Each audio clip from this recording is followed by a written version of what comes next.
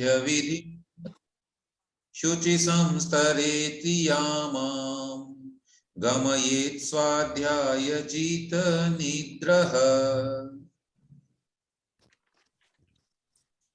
हम बोले भैया जी? जी बोलिए। धर्म ध्यानासक्तो वासरमतिवाय विहित साध्य विधि शुचि संस्तरे त्रियामां गमयेत् स्वाध्याय जित निद्र। धर्म ध्यान आसक्त है। एक मिनट, किसी ने लिखा है, चलिए। धर्म ध्यान आसक्त है, वासरम अतिवाह्य, यहां से दो शब्द निकलेंगे, वासरम और अतिवाह्य, विहित सांध्य विधिम शुचि संस्तरे त्रियामां गमयेत स्वाध्याय जित निद्रा। अब उपवास के दिन या जब संकल्प कर लिया है हमने, और संकल्प करने के उपरांत एकांत को भी ग्रहण कर लिया है ना, विविक्त स्थान ग्रहण कर लिया, सभी प्रकार के आरंभ का त्याग कर दिया है, सावध्य योग का त्याग कर दिया है, और मन वचन काय की गुप्ति को ग्रहण कर लिया है, तब क्या करे, है ना। ये तो निवृत्ति बता दी कि ये त्याग करे। अब प्रवृत्ति क्या होगी, तो आचार्य कह रहे हैं धर्म ध्यान आसक्त है, धर्म ध्यान में लीन होकर, धर्म ध्यान में डूब कर के माने केवल धार्मिक चर्चा करना, स्वाध्याय करना, है ना, जप करना इत्यादि के माध्यम से वासरम अतिवाह्य, उस दिन का, वासर माने दिन को, अतिवाह्य माने बिता करके, है ना, दिन का समय बिता देवे, क्योंकि दोपहर में संकल्प कर लिया भोजन करने के उपरांत, अब दिन भर का जो समय था उसको धर्म ध्यान के साथ में अतिवाह्य माने व्यतीत करके, बिता करके, विहित सांध्य विधिम, विहित माने कर ली है जिसने, सांध्य विधि अर्थात संध्या काल की विधि। तो संध्या काल में क्या करेंगे, वही भगवान की आरती इत्यादि अगर करते हैं, हालांकि सावध्य योग में नहीं आएगा वो, इसलिए संध्या काल में सामायिक इत्यादि करके, है ना, जाप करके, सामायिक को करके, और उसके उपरांत शुचि संस्तरे, पवित्र बिस्तर पर, माने जीव रहित बिस्तर पर, जहां पर किसी प्रकार के जीव इत्यादि न होवे, ऐसे पवित्र बिस्तर पर, त्रियामाम, त्रियामा बोलते हैं रात्रि को, है ना, 3 याम होते हैं जिसमें 3 प्रहर होते हैं, वैसे 4 प्रहर होंगे लेकिन त्रियामा बोलते हैं उसको। तो उस 3 प्रहर की जो रात्रि है उसको गमयेत बिताए, कैसे बिताए, स्वाध्याय जित निद्रा, स्वाध्याय के द्वारा जीत ली है निद्रा जिसने, अर्थात चिंतन मनन के माध्यम से निद्रा को जीत करके। कहने का भाव यह है कि जितनी शक्ति हो उतनी देर निद्रा न आती हो। वैसे भी अगर हम इसको शारीरिक दृष्टि से विचार करें तो सायंकाल चूंकि भोजन ग्रहण नहीं किया है, तो डेफिनेटली ये पक्का है कि रात्रि में उस समय से तो नींद नहीं आएगी जैसी डेली आती है ना, क्योंकि भूखे पेट है तो वो उस तरह से एंजाइम्स वगैरह नहीं मिले उसे एक तरह से, तो रात्रि में इतनी आसानी से निद्रा नहीं आएगी। तो यहाँ उन्होंने लिखा है स्वाध्याय जित निद्रा, स्वाध्याय से जीत ली है जिन्होंने निद्रा को, माने उस समय में भी अंतरंग में जो है अनुप्रेक्षा स्वाध्याय चलता रहेगा, ठीक है ना, रात्रि काल है, उस समय वासन इत्यादि नहीं हो सकेगा, लेकिन कम से कम अनुप्रेक्षा तो चलती रहेगी, माने मन में जो है बारी बारी से पड़े हुए विषय का चिंतन करता रहेगा। तो अर्थ हुआ कि दिन में धर्म ध्यान में लीन होकर व्यतीत करे, और संध्या काल की सामायिक आदि करके स्वाध्याय से निद्रा को जीतकर पवित्र बिस्तर या चटाई पर रात व्यतीत करे, पूर्ण करे। कह रहे हैं पिछले श्लोक में कही हुई विधि के अनुसार धर्म ध्यान में दिन व्यतीत करके रुचि पूर्वक सायंकालीन सामायिक करनी चाहिए। तत्पश्चात पवित्र बिस्तर पर अथवा चटाई पर बैठकर स्वाध्याय करना चाहिए तथा यथाशक्ति निद्रा को जीतना चाहिए। कह रहे हैं ब्रह्मचर्य व्रत के पालन पूर्वक समस्त रात्रि बिना शयन बिताए तो अति उत्तम, और यदि निद्रा सताए तो कम से कम सोना चाहिए। इस पे ये जो प्रसंग आया है तो एक अच्छा संस्मरण स्मरण आता है। पूज्य प्रणम्य सागरी महाराज साहब ने एक बार प्रवचन में कहा था कि अगर रात्रि में नींद ना आती हो तो हमें घबराना नहीं चाहिए, हमें ये नहीं सोचना चाहिए कि टेंशन हो रही है, टेंशन नहीं लेना चाहिए, अपितु हमको जो है बड़ा सौभाग्य मानना चाहिए कि देखो मेरे दर्शनावणी कर्म का क्षयोक्षम इतना अच्छा है कि मैं अब इस समय जो है धर्म ध्यान करके और स्वयं को सकारात्मक ऊर्जा से भर सकता हूँ। तो उस समय नींद ना आए तो घबराना नहीं चाहिए, बल्कि और धर्म ध्यान करते हुए भगवान का नाम स्मरण करते हुए अपना समय व्यतीत करना चाहिए, और वह हमारे लिए बहुत ही सौभाग्य की बात है। ऐसा उन्होंने कहा था कि उसमें भी आप पॉजिटिविटी ढूंढे तो अच्छा रहेगा, और किसी प्रकार से शारीरिक नुकसान या नेगेटिव जो है हमारे जीवन में नहीं आएगी नेगेटिविटी। अस्तु, तो यहाँ रोषदोपास के अंतर्गत दिन का समय बीत गया और रात्रि भी जो है वो स्वाध्याय के साथ में चिंतन मनन करते हुए ही शुभोपयोग के साथ में ही बीतनी चाहिए, ये उन्होंने कहा है। अब हम आगे बढ़ते हैं।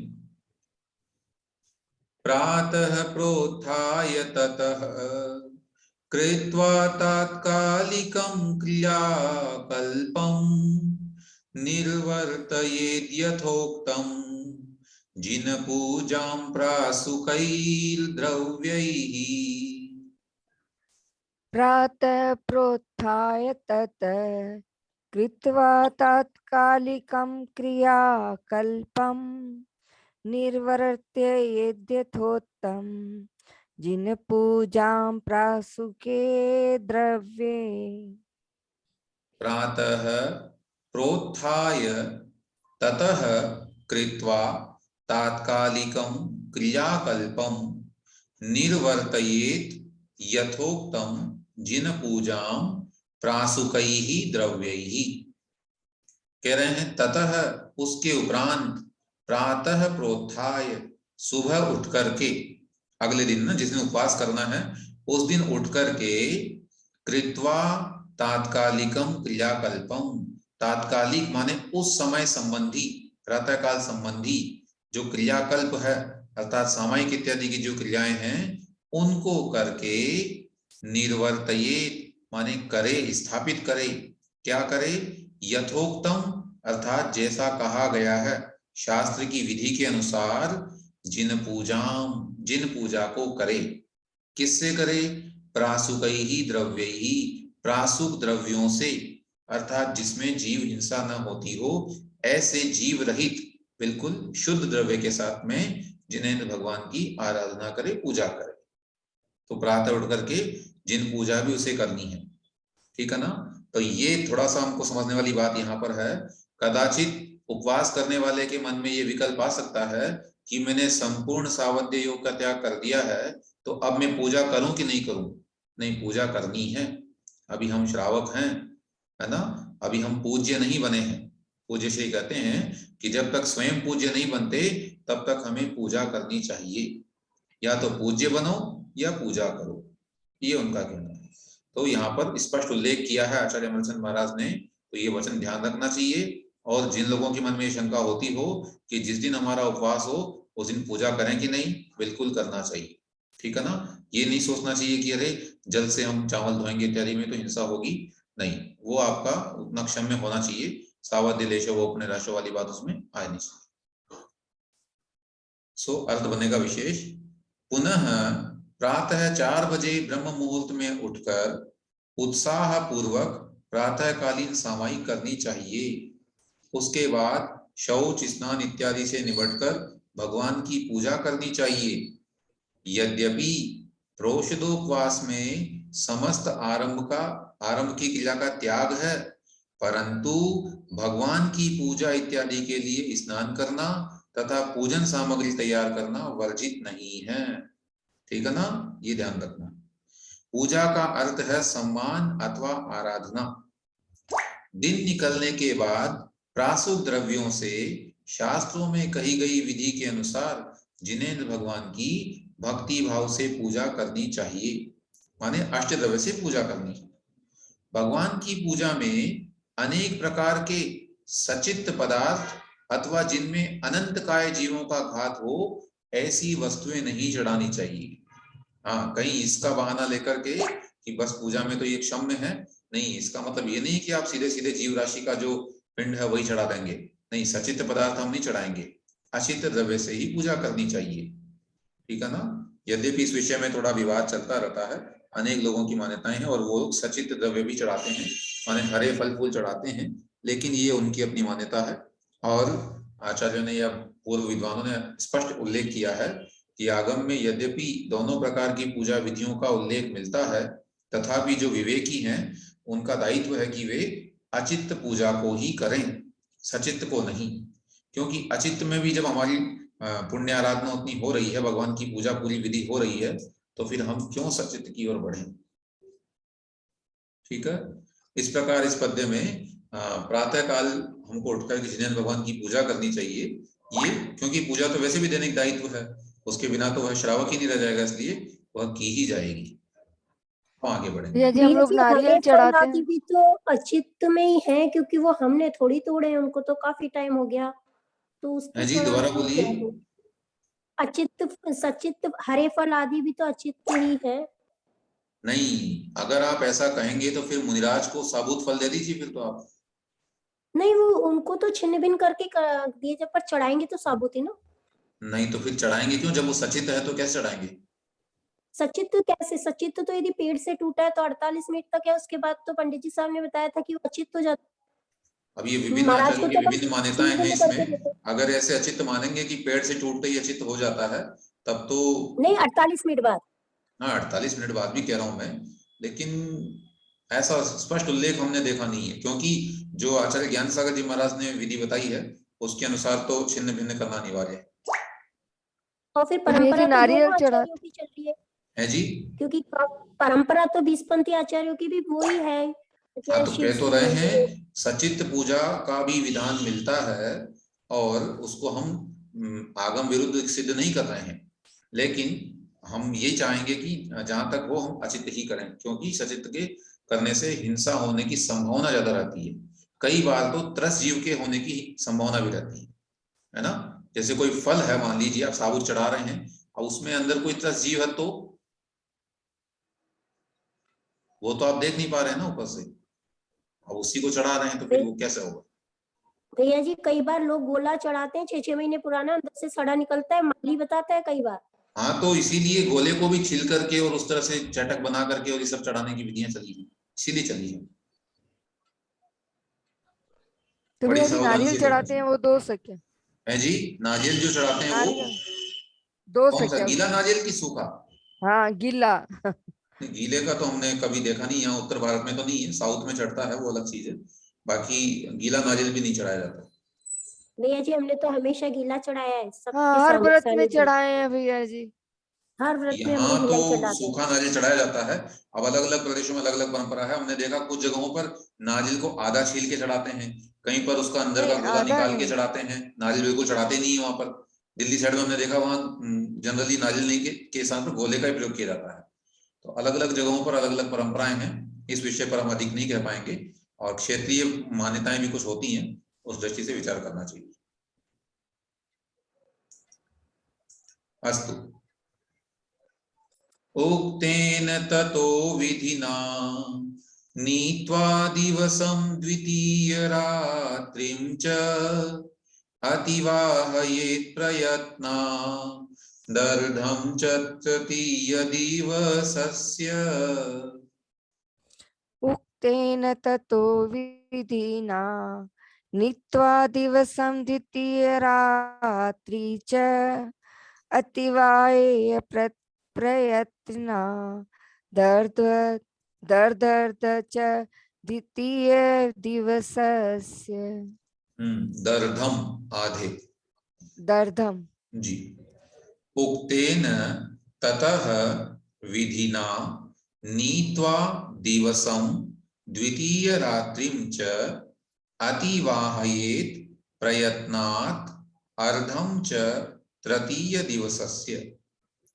कह रहे हैं ततः उसके बाद में, उक्तेन विधिना कही गई विधि के अनुसार, जो हम पहले के आए हैं उस विधि के अनुसार, दिवसम यानी पूरे दिन को, नीत्वा अर्थात बिता करके, पूरा दिन निकाल करके, और द्वितीय रात्रिम च माने और द्वितीय रात को भी, माने दूसरे दिन की जो रात्रि होगी उपवास के दिन की, अष्टमी या चतुर्दशी की जो रात्रि है उसको भी बिता करके, अतिवाहयेत बितावे, किसको, प्रयत्नात् बड़े प्रयत्न पूर्वक, अर्धम च तृतीय दिवसस्य तीसरे दिन के आधे भाग को भी ऐसे ही बिताए, माने इसी विधि पूर्वक जो है निर्विकल्प होकर के आहार का त्याग करते हुए और पूजा इत्यादि के माध्यम से धर्म ध्यान पूर्वक ही बितावे।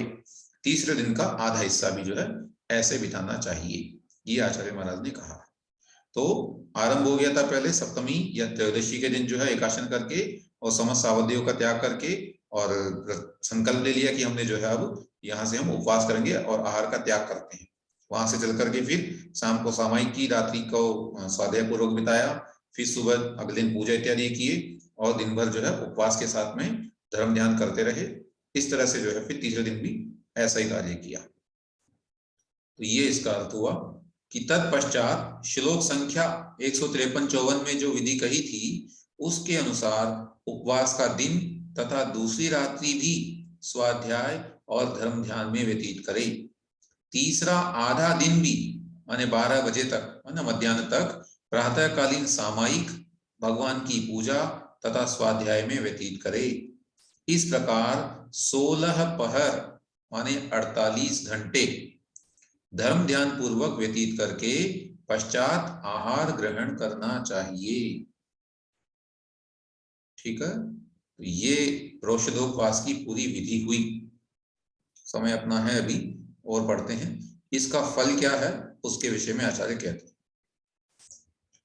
इति यो षोडश यामान गमयति परिमुक्त सकल सावद्यः तस्य तदानीं नियतं पूर्णमहिंसाव्रतं भवति। इति षोडशयामान् गमयति परिमुक्त शकल सावध्य तस्य तदानीं नियतं पूर्णमहिंसाव्रतं भवति। इति यह षोडशयामान् गमयति परिमुक्त सकल सावध्यः तस्य तदानीं नियतं पूर्णम अहिंसा व्रतम भवति। इति इस प्रकार, यह माने जो जीव, जो प्राणी, जो भव्य जीव षोडश यामान गमयति 16 याम बोलते हैं प्रहर को, 3 घंटे के समय को, तो 16 × 3 बराबर 48 घंटे हो जाएंगे, है ना। तो ये 16 प्रहरों को गमयति यानी बिताता है। कैसे? परिमुक्त सकल सावध्य है, सभी सावध्यों से मुक्त होकर के, सभी प्रकार की हिंसा जन्य क्रियाओं से, पाप जन्य क्रियाओं से रहित होकर के जो इस तरह से 48 घंटे के समय को बिताता है, तस्य उसके, तदानीम उस समय माने उन 48 घंटों में, नियतम यानी निश्चित रूप से, नियम से, पूर्णम अहिंसा व्रतम भवति पूरा अहिंसा व्रत हो जाता है, यानी एक प्रकार से अहिंसा महाव्रत का पालन हो जाता है, क्योंकि उस समय वह भी बिल्कुल निर्विकल्प होकर के और केवल अपने आत्म कल्याण के मार्ग पर लगा होता है। इस तरह से वह भी महाव्रती के समान अहिंसा व्रत का पालन करने वाला हो जाता है ना। पूर्ण अहिंसा व्रत कहा है आचार्य महाराज ने कि उस समय उसके पूरा अहिंसा व्रत का पालन होता है, क्योंकि किसी प्रकार की हिंसा नहीं रह गई है, मन में कोई इसको हिंसा करना नहीं है, निरंतर ध्यान उसका आत्मा की ओर और धर्म ध्यान की ओर है, वचन वो इस तरह के बोलेगा नहीं, और काय से ऐसी कोई क्रिया हो ही नहीं रही है, भोजन तक का त्याग हो गया है, तो फिर हिंसा किसी प्रकार से नहीं रह जाती, है ना। गृहस्थी के स्तर की प्राय कोई हिंसा नहीं रह गई है, यद्यपि वस्त्र इत्यादि पहने हुए हैं, लेकिन उसमें उस तरह से उसको यहाँ पर महिमा कही गई है उसकी।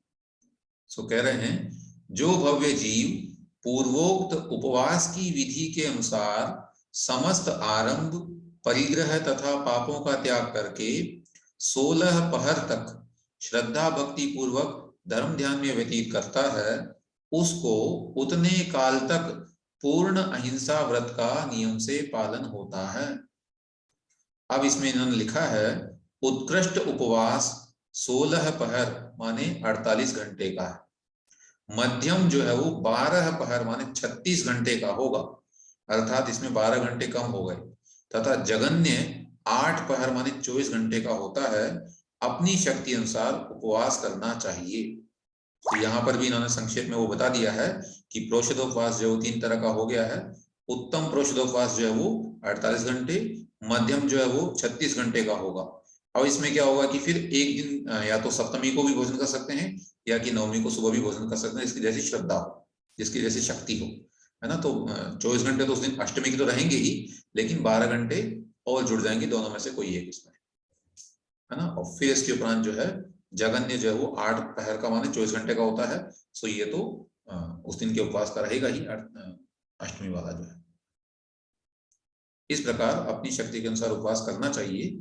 और ये जो है प्रोषदोपवास की विधि यहाँ पर संपन्न होती है। इन पद्यों में अगर आपकी कोई जिज्ञासाएं हो आप पूछ सकते हैं।